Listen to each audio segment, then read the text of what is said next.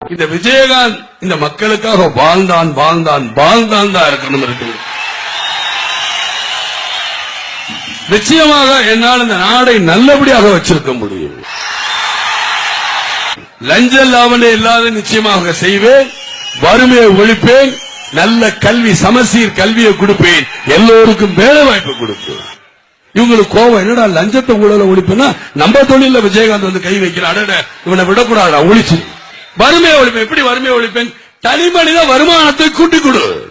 லஞ்சத்தையும் ஊழலையும் வறுமையும் ஒழிப்பேன். இதுக்கு மேல என்ன?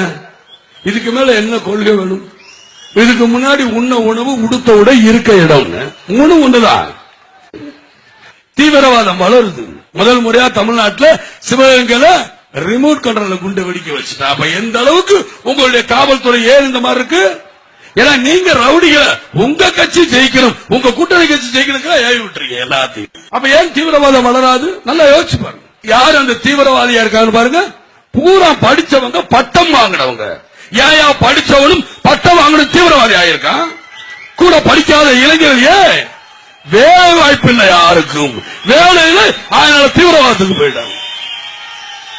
ஆனா இங்க உட்கார்ந்து நீங்க சுகபோகமாக சொல்லிக்கிட்டு இருக்கீங்க நாங்க வேலை கொடுக்கிறோம். வேலை எங்க வேலை?